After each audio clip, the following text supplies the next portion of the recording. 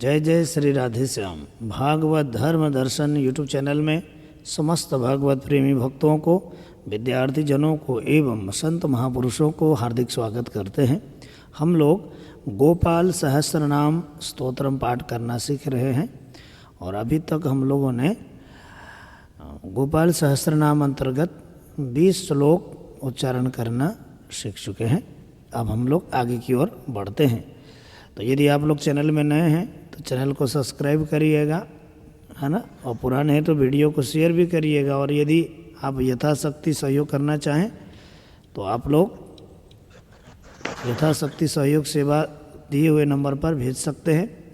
हम लोग पहले भाग में 20 श्लोक तक स्वाध्याय किए थे। आप लोग यदि देखे नहीं हो तो उस पहले भाग को भी देख सकते हैं जाकर के चैनल में, है ना। तो 21वां श्लोक इस प्रकार से है।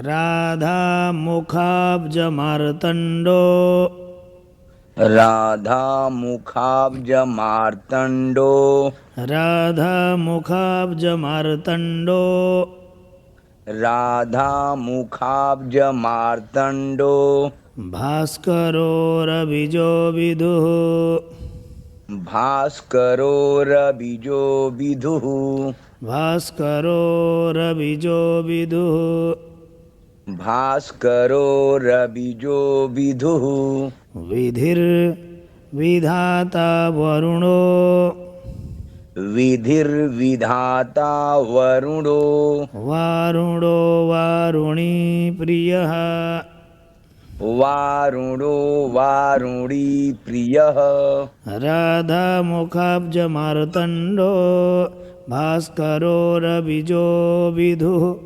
विधिर्विधाता वरुणो, वारुणो वारुणी प्रियः।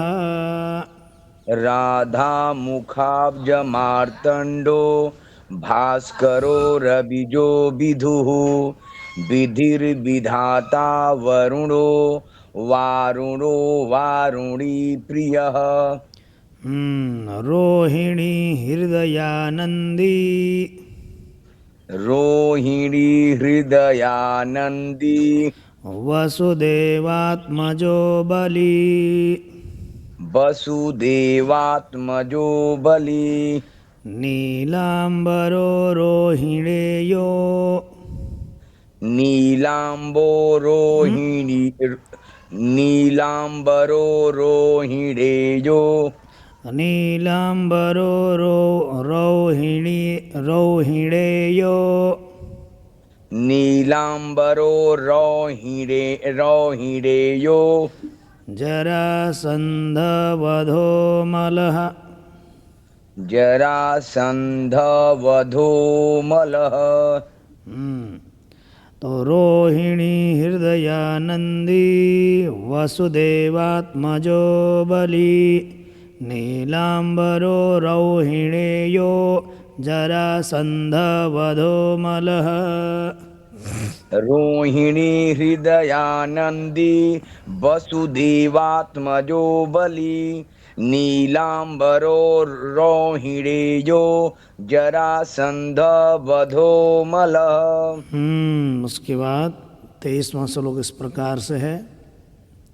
नागो नवाम्भो विरुदो, नागो नवाम्भो विरुदो, नागो नवाम्भो विरुदो, नागो नवाम्भो विरुदो, वीरः वरदो बली, वीरः वरदो बली, गोपथो विजयी विद्वान्, गोपथो विजयी विद्वान्, शिपिविष्टः सनातनः, शिपिविष्टः सनातनः। नागो नवाम्भो विरुदो, वीरः वरदो बली, गोपथो विजयी विद्वान्, शिपिविष्टः सनातनः। नागो नवाम्भो विरुदो, वीरः वरदो बली, गोपथो विजयी विद्वान्, शिपिविष्ट सनातनः परशुराम वचो ग्राही परशुराम वचो ग्राही वरग्राही श्रीगालः वरग्राही श्रीगालः दमघोषोपदेष्टा च दमघोषोपदेष्टा च रथग्राही सुदर्शनः रथग्राही सुदर्शनः बोलना परशुराम वचो ग्राही वरग्राही श्रीगालः दमघोषोपदेष्टा च रथग्राही सुदर्शनः। उसके बाद 25वां श्लोक इस प्रकार से है। वीरपत्नी यशस्त्राता वीरपत्नी यशस्त्राता जरा व्याधि विघातकः जरा व्याधि विघातकः द्वारकावास तत्त्वज्ञो द्वारकावास तत्त्वज्ञो द्वारकावास तत्त्वज्ञो द्वारकावास तत्त्वज्ञो होताशन वरप्रदः हुतासन वरप्रदः वीरपत्नी यशस्त्राता जरा व्याधि विघातकः द्वारकावास तत्त्वज्ञो होताशन वरप्रदः।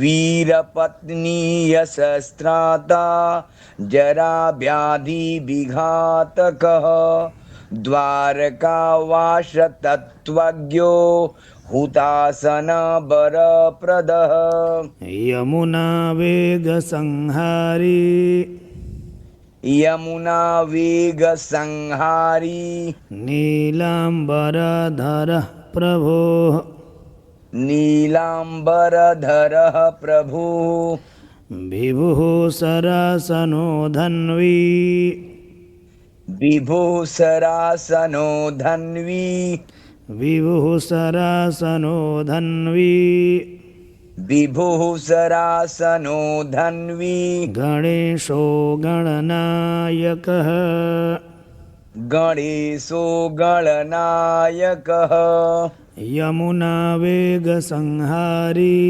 नीलाम्बरधरः प्रभुः विभुः सरासनो धन्वी गणेशो गणनायकः यमुना वेगसंहारी नीलाम्बरधरः प्रभुः विभुः सरासनो धन्वी गणेशो गणनायकः। हाँ, उसके बाद 27वां श्लोक देखिएगा। लक्ष्मणो लक्षणो लक्ष्यो लक्ष्मणो लक्षणो लक्ष्यो रक्षो वंश विनाशनः रक्षो वंश विनाशनः वामनो वामनीभूतो वामनो वामनीभूतो वमनो वमनारुहः वमनो वमनारुहः लक्ष्मणो लक्षणो लक्ष्यो रक्षो वंश विनाशनः वामनो वामनीभूतो वमनो वमनारुहः लक्ष्मणो लक्षणो लक्ष्यो रक्षो वंश विनाशन वामनो वामनीभूतो वमनो वमनारुह यशोदानन्दनः कर्ता यशोदानन्दनः कर्ता यमलार्जुनमुक्तिदाता मुक्तितः, मुक्तिदः हो जाएगा। यमलार्जुन मुक्तिदः। यशोदानंदनः कर्ता यमलार्जुन मुक्तिदः। यशोदानन्दनः कर्ता यमलार्जुन मुक्तिदः। उलूखली महामानी उलूखली महामानी दामबद्धा, दामबद्धा वैषमी, दामबद्ध्या वै समी। दामबद्धा हो जाएगा। ठीक है, बद्धा हो जाने के बाद धा के बाद आधा हो है। ठीक है, तो ये दाम बद्धा वही समी। दामबद्धा वै समी। हाँ ऐसा। यशोदानंदनः कर्ता यमलार्जुन मुक्तिदः। उलूखली महामानी दामबद्धा वैषमी। यशोदानन्दनः कर्ता यमलार्जुन मुक्तिदः। उलूखली महामानी दामबद्धा वै समी। भक्तानुकारी भगवान भक्तानुकारी भगवान केशवोचलधारकः। केशवोचलधारकः।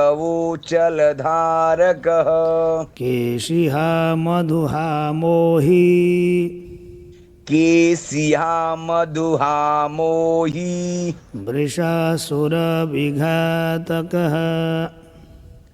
वृषासुरविघातकः।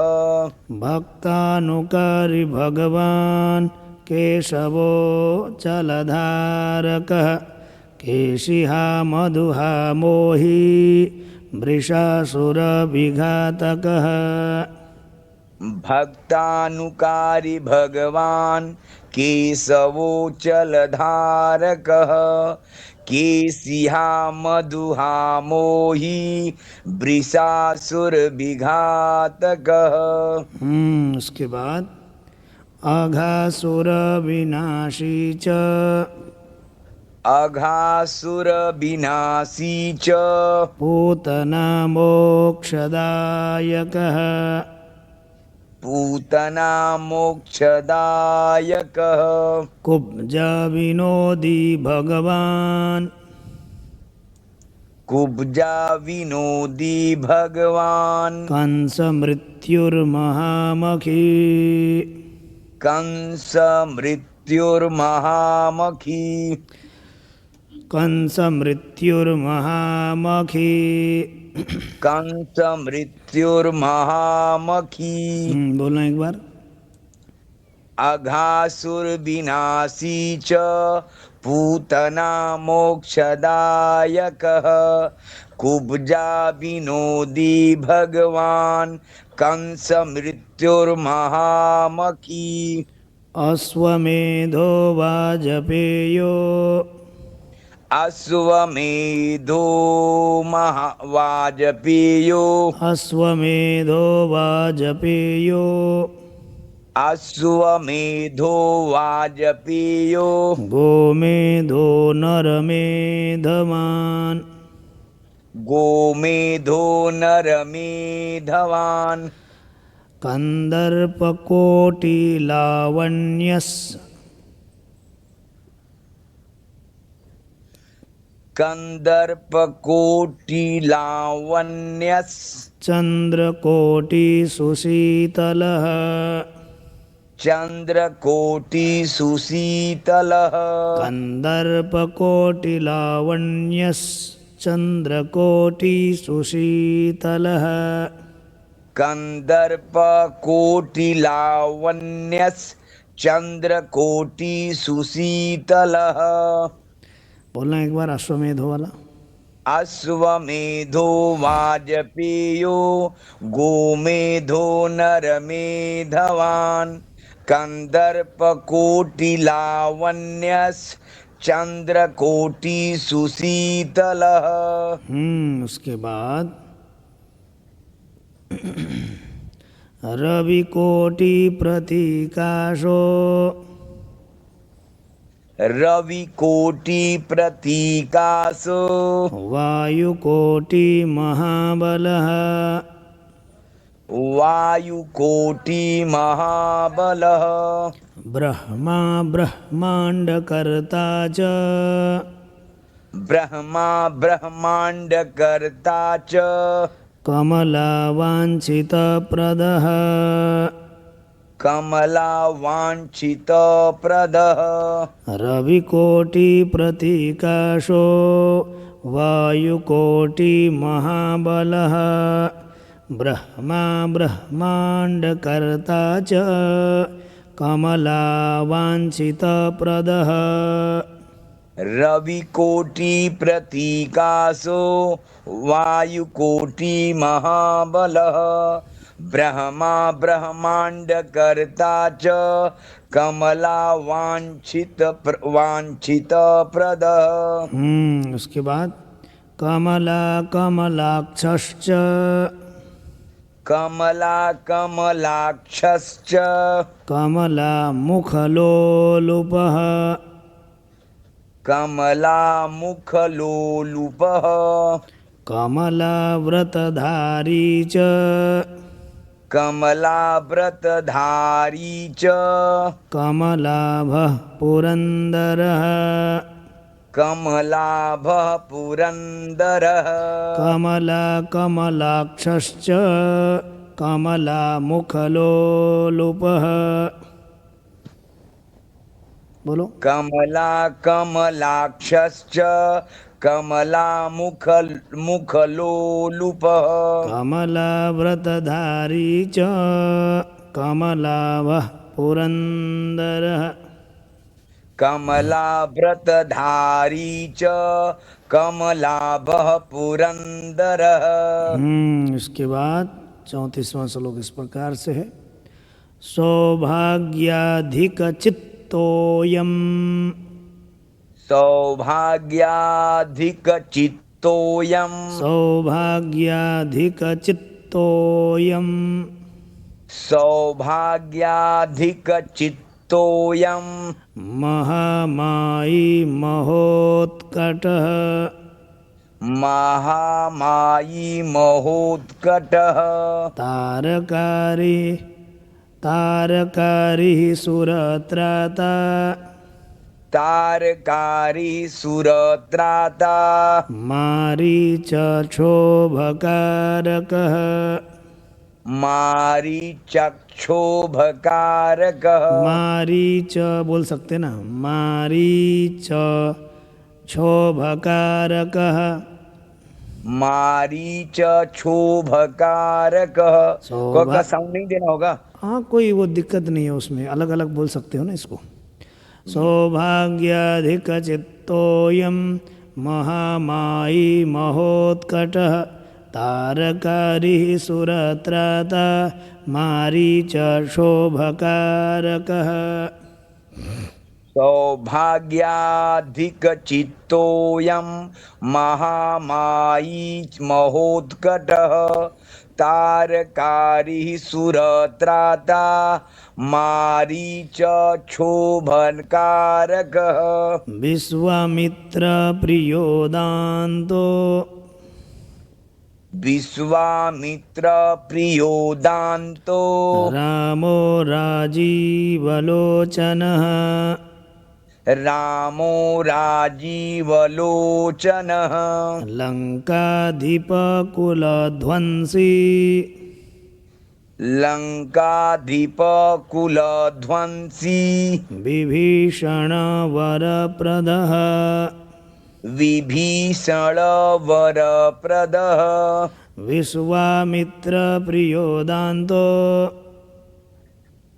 विश्वामित्रप्रियोदान्तो रामो राजीवलोचनः रामो राजीवलोचनः लङ्काधिपकुलध्वंसी लङ्काधिपकुलध्वंसी विभीषणवरप्रदः विभीषण वरप्रदः। उसके बाद सीतानंद करो रामो, सीतानंद करो रामो, वीरो वारिधिवंदनः, वीरो वारिधिबन्धनः, खरदूषण संहारी, खरदूषण संहारी, साकेत पुरवासनः, साकेत पुरवासनः, सीतानंद करो रामो, वीरो वारिधिवंदनः, खरदूषण संहारी, साकेत पुरवासनः।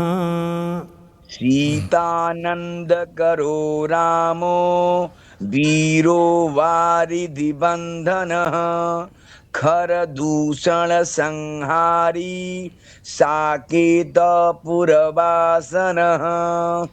चंद्रावलीपतिः कूलः, चंद्रावलीपतिः कूलः, केशी कंसवधोमरः, केशी कंसवधोमरः, केशी कंसवधोमरः, केशी कंसवधोमरः, माधवो मधुहा माध्वी, माधवो मधुहा माध्वी, माध्वी को माधवो मधु, माध्वी को माधवो मधुः।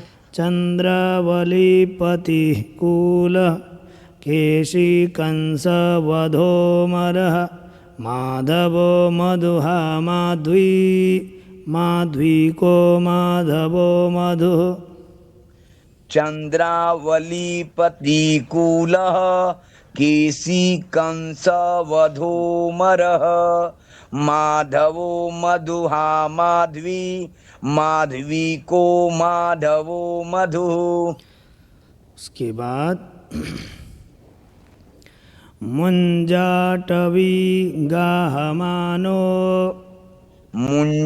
मुंजाटवी गाहमानो, मुंजाटवी गाहमानो, मुंजाटवी गाहमानो, धेनुकारिर, ऐसे धेनुकारिर धरात्मजः, धेनुकारिर्धरात्मजः, वंशीवटविहारी च, वंशीवटविहारी च, गोवर्धनवनाश्रयः, गोवर्धनवनाश्रयः, मुंजाटवी गाहमानो, धेनुकारिर्धरात्मजः, वंशीवटविहारी च, गोवर्धनवनाश्रयः। मुंजाटवी गाहमानो, धेनुकारिर्धरात्मजः, वंशीवटविहारी च, गोवर्धनवनाश्रयः। उसके बाद 39वां श्लोक देखिएगा। तथा तालवनोद्देशी, तथा तालवनोद्देशी, भाण्डीरवनशङ्खः, भाण्डीरवनशङ्खः, भाण्डीरवनशङ्खः, भाण्डीरवनशङ्खः, तृणावर्त कथाकारी, तृणावर्त कथाकारी, वृषभानुसुतापतिः, वृषभानुसुतापतिः। तथा तालवनोद्देशी, भाण्डीरवनशङ्खः, तृणावर्त कथाकारी, वृषभानुसुतापतिः। तथा तालवनोदेशी भाण्डीरवन शङ्खः तृणावर्त कथाकारी वृषभानुसुतापतिः राधा प्राण समो राधा राधा प्राण समो राधा वदनाब्ज मधुव्रतः वदनाब्ज मधुव्रतः गोपीरञ्जन देवज्ञो गोपीरञ्जन दैवज्ञो गोपीरञ्जन दैवज्ञो गोपीरञ्जन दैवज्ञो लीलाकमलपूजितः लीलाकमलपूजितः राधा प्राण समो राधा वदनाब्ज मधुव्रतः गोपीरञ्जन दैवज्ञो लीलाकमलपूजितः राधा प्राण समो राधा वदनाब्ज मधुव्रतः गोपीरञ्जन दैवज्ञो लीलाकमलपूजितः। उसके बाद क्रीडा कमल संदोह क्रीडा कमल संदोह गोपिका प्रीतिरञ्जनः गोपिका प्रीतिरञ्जनः रञ्जको रञ्जनो रङ्गो रञ्जको रञ्जनो रङ्गो रङ्गी रङ्गमहीरुह रङ्गी रङ्गमहीरुह क्रीडा कमलसन्दोः गोपिका प्रीतिरञ्जनः रञ्जको रञ्जनो रङ्गो रङ्गी रङ्गमहीरुह क्रीडा कमल संदोह गोपिका प्रीतिरञ्जनः रञ्जको रञ्जनो रङ्गो रङ्गी रङ्गमहीरुह।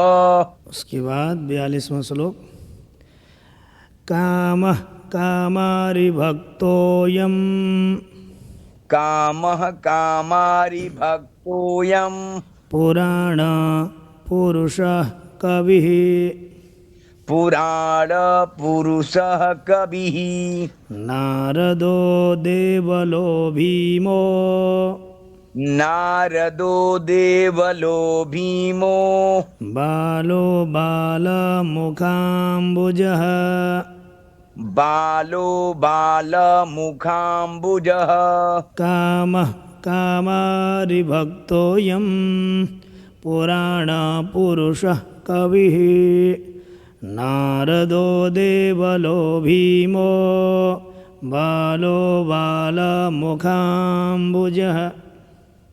कामः कामारिभक्तोऽयं पुराणपुरुषः कविः नारदो देवलो भीमो बालो बालमुखाम्बुजः।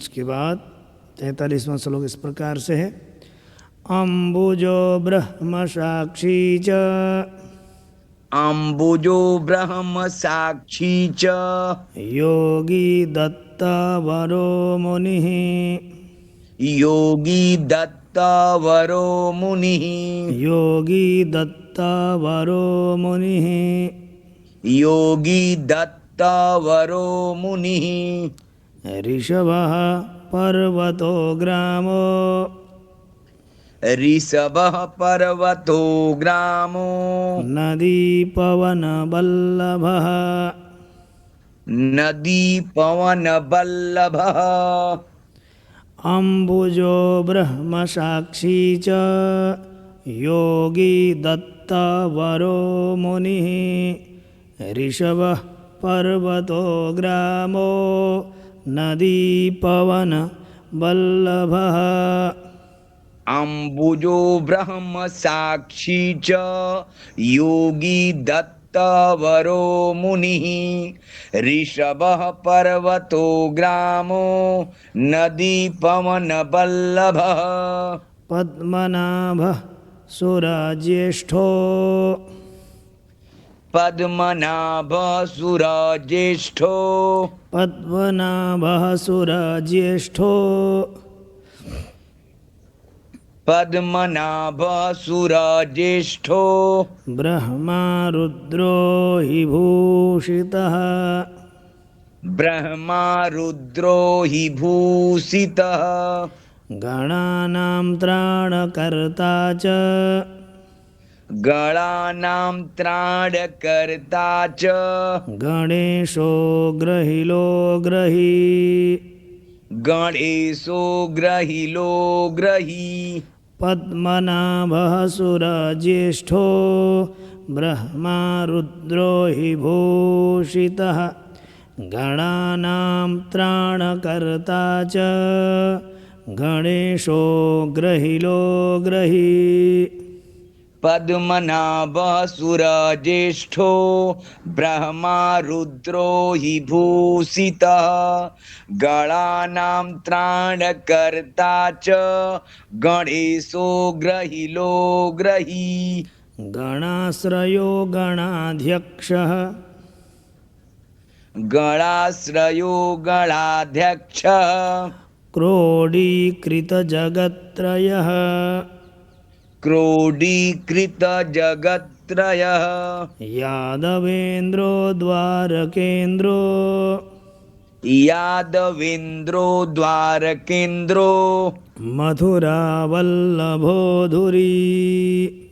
मथुरावल्लभो धुरी गणाश्रयो गणाध्यक्षः क्रोडीकृतजगत्त्रयः यादवेन्द्रो द्वारकेन्द्रो मथुरावल्लभोधुरी गणाश्रयो गणाध्यक्ष क्रोडीकृतजगत्त्रयः यादवेन्द्रो द्वारकेन्द्रो मथुरावल्लभो धुरी।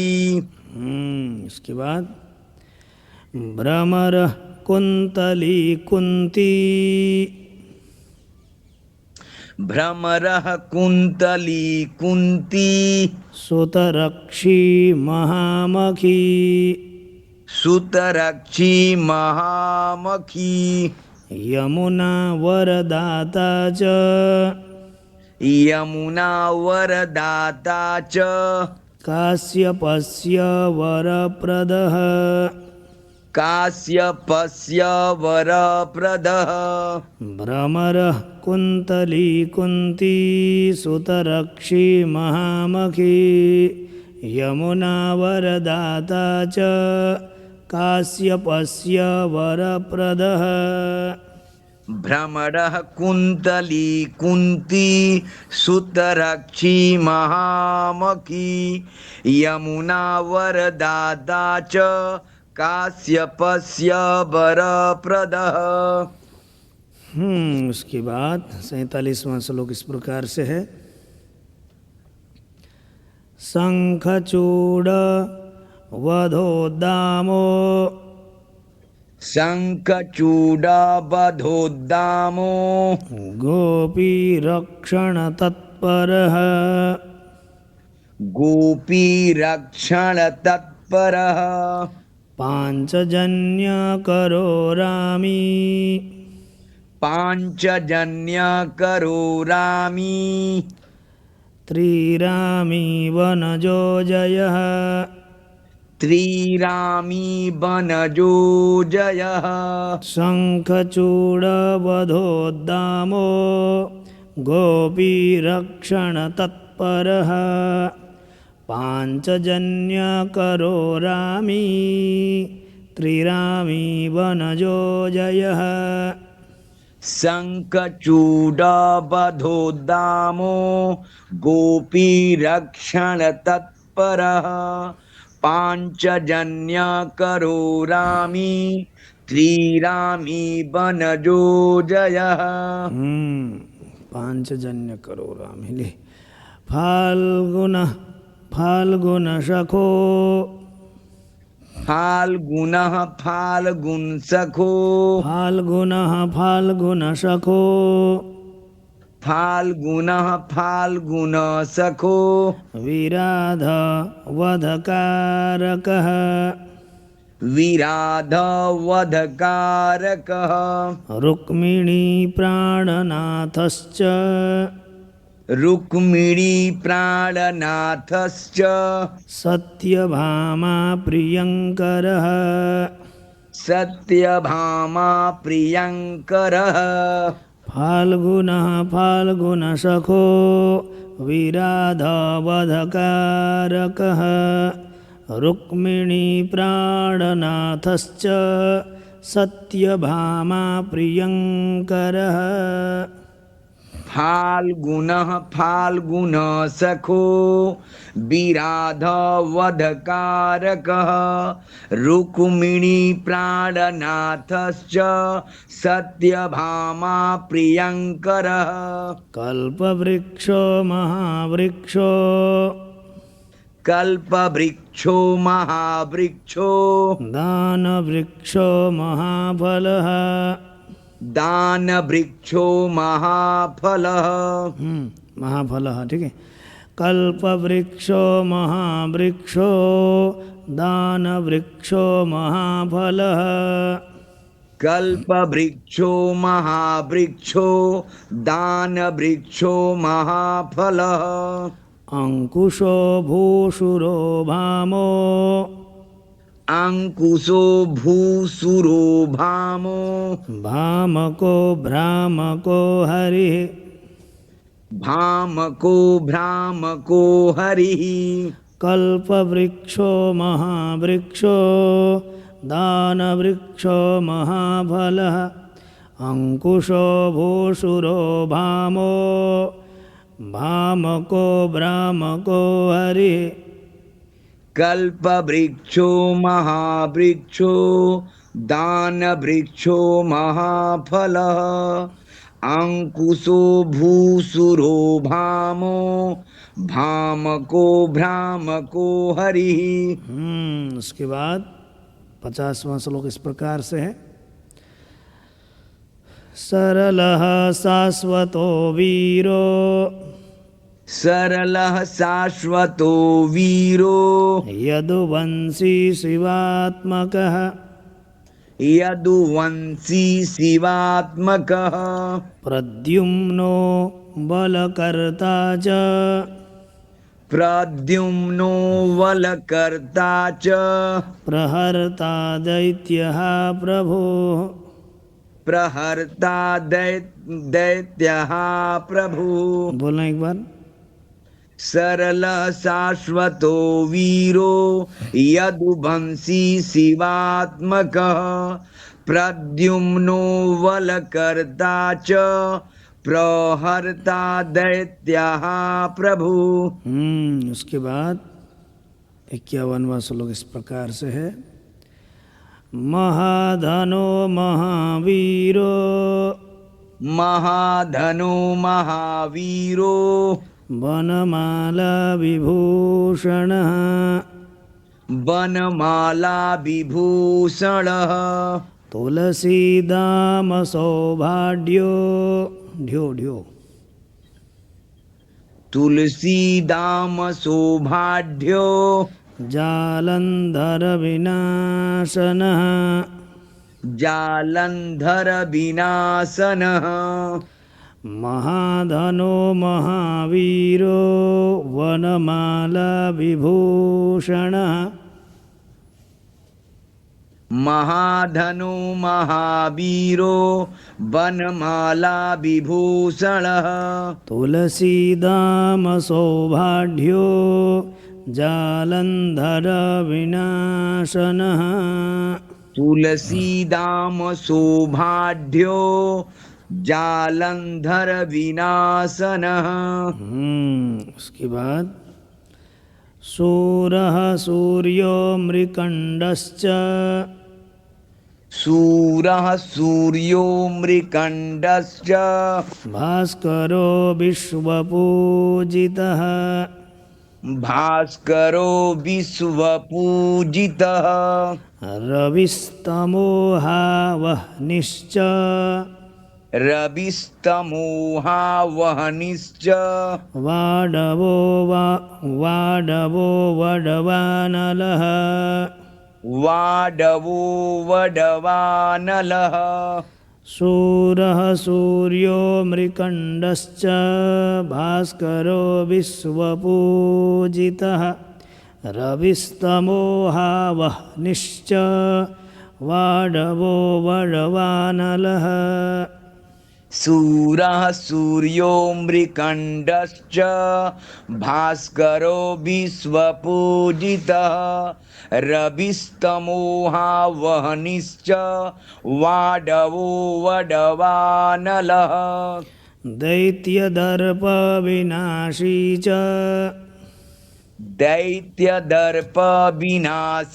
च गरुडो गरुडाग्रजः गरुडो गरुडाग्रजः गोपीनाथो महीनाथो गोपीनाथो महीनाथो वृन्दनाथो वरोधकः बृन्दानाथो वरोधकः दैत्यदर्पविनाशी च गरुडो गरुडाग्रजः गोपीनाथो महीनाथो वृन्दनाथो वरोधकः दैत्यदर्पविनाशी च गरुडो गरुडाग्रजः गोपीनाथो महीनाथो बृन्दानाथो वरोधकः प्रपञ्ची पञ्चरूपश्च प्रपञ्ची पञ्चरूपश्च लतागुल्मश्च गोपतिः लतागुल्मश्च गोपतिः गङ्गा च यमुना रूपो गङ्गा च यमुना रूपो गोदावेत्रवती तथा गोदावेत्रवती तथा प्रपञ्ची पञ्चरूपश्च लतागुल्मश्च गोपतिः गङ्गा च यमुना रूपो गोदावेत्रवती तथा प्रपञ्ची पञ्चरूपश्च लतागुल्मश्च गोपतिः गङ्गा च यमुना रूपो गोदावेत्रवती तथा कावेरी नर्मदा तापी कावेरी नर्मदा तापी गण्डकी सरयूस्तथा गण्डकी सरयूस्तथा कावेरी नर्मदा तापी गण्डकी सरयूस्तथा कावेरी नर्मदा तापी गण्डकी सरयूस्तथा राजसस्तामसः सत्त्वी राजसस्तामसः सत्त्वी सर्वाङ्गी सर्वलोचनः सर्वाङ्गी सर्वलोचनः कावेरी नर्मदा तापी गण्डकी सरयूस्तथा राजसस्तामसः सत्त्वी सर्वाङ्गी सर्वलोचनः कावेरी नर्मदा तापी गण्डकी सरयूस्तथा राजसस्तामसः सत्त्वी सर्वाङ्गी सर्वलोचनः सुधामयोऽमृतमयो सुधामयो मृतमयो योगिनी वल्लभः शिवः योगिनी वल्लभः शिवः सुधामयोऽमृतमयो योगिनी वल्लभः शिवः। सुधामयो मृतमयो योगिनी वल्लभ शिवः। बुद्धो बुद्धिमतां श्रेष्ठो बुद्धो बुद्धिमतां श्रेष्ठो विष्णुर्जिष्णुः सचीपतिः। विष्णुर्जिष्णुः सचीपतिः। बोलना एक बार। सुधामयो मृतमयो योगिनी वल्लभ शिवः। बुद्धो बुद्धिमतां श्रेष्ठो विष्णुर्जिष्णुः सचीपतिः। वंशी वंशधरो लोको वंशी वंशधरो लोको विलोको मोहनासनः। विलोको मोहनासनः। रवरावो रवो रावो रव रावो रवो रावो बालो बालबलाहकः। बालो बाल बलाहकः।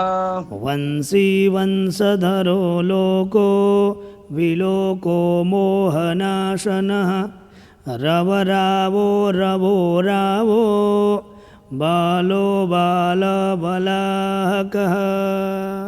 बंसी बंशधरो लोको विलोको मोहनासनः। रव रावो रवो रावो बालो बाल बलाहकः। उसके बाद 58 श्लोक। शिवो रुद्रो नलो नीलो शिवो रुद्रो नलो नीलो लाङ्गली लाङ्गलाश्रयः। लाङ्गली लाङ्गलाश्रयः। पारदः पावनो हंसो पारदः पावनो हंसो हंसारूढो जगत्पतिः। हंसारूढो जगत्पतिः। शिवो रुद्रो नलो नीलो लाङ्गली लाङ्गलाश्रयः। पारदः पावनो हंसो हंसारूढो जगत्पतिः। शिवो रुद्रो नलो नीलो लाङ्गली लाङ्गलाश्रयः। पारदः पावनो हंसो हंसारूढो जगत्पतिः। इसके बाद मोहिनी मोहनो मायी मोहिनी मोहनो मायी महामायो महामखी। महामायो महामखी। वृषो वृषाकपिः कालः वृषो वृषाकपिः कालः। काली दमनकारकः। काली दमनकारकः। मोहिनी मोहनो मायी महामायो महामखी।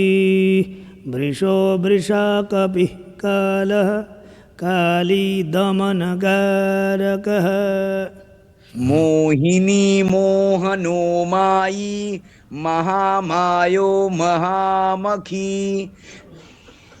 वृषो कृपा वृषो वृषाकपिः वृषो वृषाकपिः कालः काली दमनकारकः। उसके बाद कुब्जा कुब्जा भाग्यप्रदो वीरो कुब्जा भाग्यप्रदो वीरो रजक क्षयकारकः। रजक क्षय रजक रजक बोल सकते हो। रजक क्षयकारकः। कुब्जा भाग्यप्रदो वीरो रजक क्षयकारकः। कोमलो वारुणो राजा जलजो जलधारकः। कुब्जा भाग्य प्रदो वीरो रजक क्षयकारकः कोमलो वारुणो राजा जलजो जलधारकः। देखिएगा अब 61वां श्लोक इस प्रकार से है। हारकः सर्वपापघ्नः हारकः सर्वपापघ्नः परमेष्ठी पितामहः परमेष्टि पितामहः खड्गधारी कृपाकारी खड्गधारी कृपाकारी राधारमण सुंदरः राधारमण सुन्दरः हारकः सर्वपापघ्नः परमेष्ठी पितामहः खड्गधारी कृपाकारी राधारमण सुंदरः। हारकः सर्वपापघ्नः परमेष्टि पितामहः खड्गधारी कृपाकारी राधारमण सुन्दरः। उसके बाद द्वादशारण्य संभोगी द्वादशारण्य संभोगी शेषनागफणालयः शेषनाग फणालयः कामः श्यामः सुखश्रीदः कामः श्यामः सुखश्रीदः श्रीपतिः श्रीनिधिः कृतिः श्रीपतिः श्रीनिधिः कृतिः। द्वादशारण्य संभोगी शेषनागफणालयः कामः श्यामः सुखश्रीदः श्रीपतिः श्रीनिधिः कृतिः। द्वादशारण्य संभोगी शेषनाग फणालयः कामः श्यामः सुखश्रीदः श्रीपति श्रीनिधि कृतिः। उसके बाद हरिर्हरो नरो नारो हरिर्हरो नरो नारो नरोत्तम ईशो प्रियः नरोत्तम ईशु प्रियः गोपाली चित्तहर्ता च गोपाली चित्तहर्ता च कर्ता संसारतारकः कर्ता संसारतारकः। हरिर्हरो नरो नारो नरोत्तम ईशो प्रियः गोपाली चित्तहर्ता च कर्ता संसारतारकः। हरिर्हरो नरो नारो नरोत्तमः ईशु प्रियः गोपाली चित्तहर्ता च कर्ता संसारतारकः।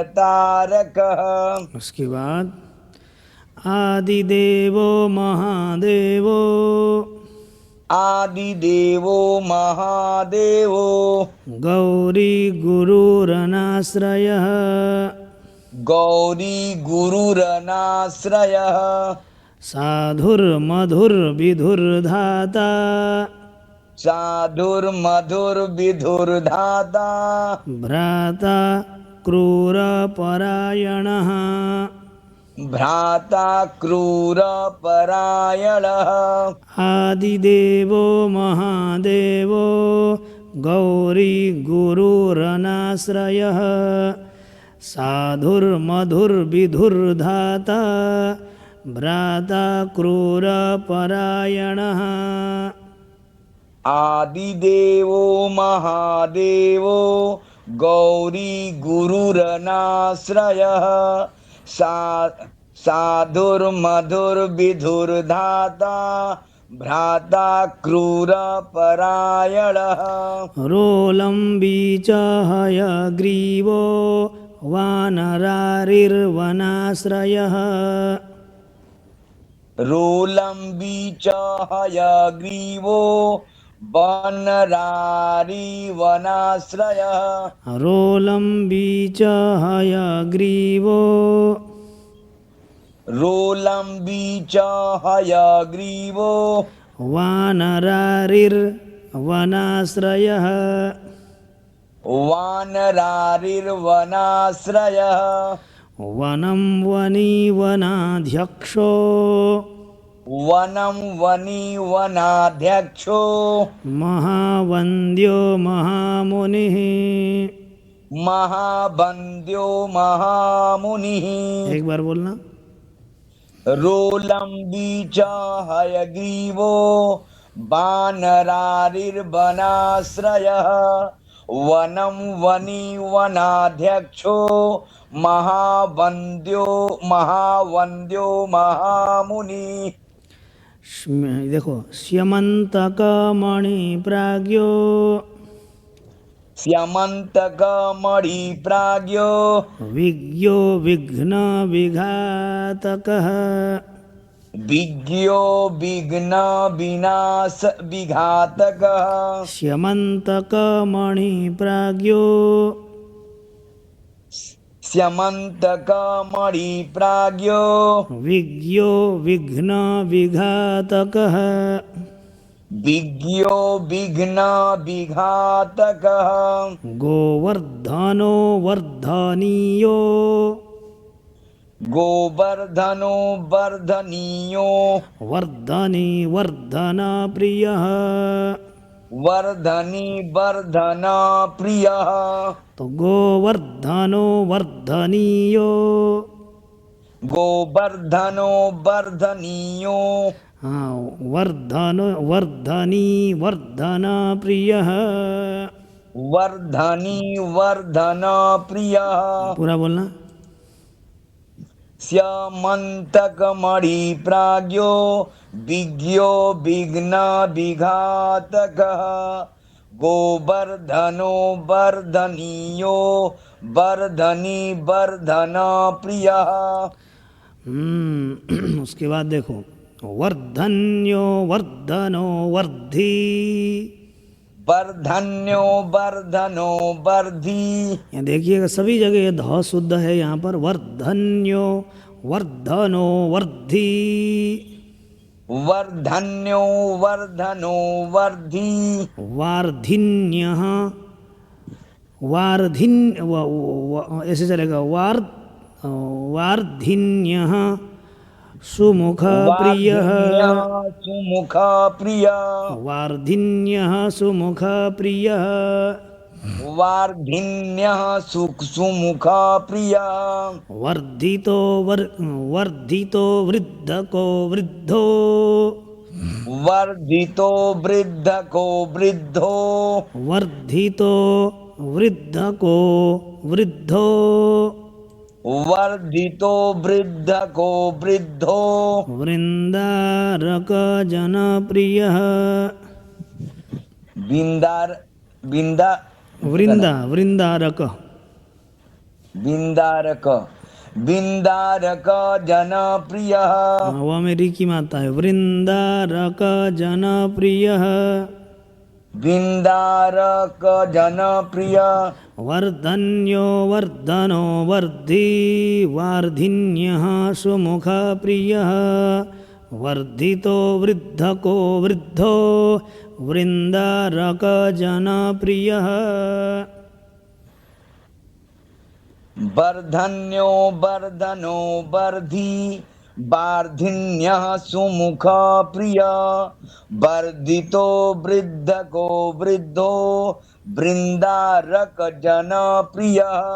गोपाल रमणी भरता, गोपाल रमणी भरता, सांब कुष्ठ विनाशनः, सांब कुष्ठ विनाशनः। गोपाल रमणी भरता सांब कुष्ठ विनाशनः, गोपाल रमणी भरता सांब कुष्ठ विनाशनः। रुक्मिणी हरण प्रेम, रुक्मिणी हरण प्रेम प्रेमी चंद्रावलीपति प्रेमी चंद्रावलीपति गोपाल रमणी भर्ता सांब कुष्ठ विनाशनः रुक्मिणी हरण प्रेम प्रेमी चंद्रावलीपतिः गोपाल रमणी भर्ता सांब कुष्ठ विनाशनः रुक्मिणी हरण प्रेम प्रेमी चंद्रावलीपतिः श्रीकर्ता विश्वभर्ता च श्रीकर्ता विश्वभर्ता च नरो नारायणो बली नरो नारायणो वली गणो गणपतिश्चैव गणो गणपतिश्चैव दत्तात्रेयो महामुनिः दत्तात्रेयो महामुनिः श्रीकर्ता विश्वभर्ता च नरो नारायणो बली श्रीकर्ता विश्वभर्ता च नरो नारायणो वली गणो गणपतिश्चैव दत्तात्रेयो महामुनिः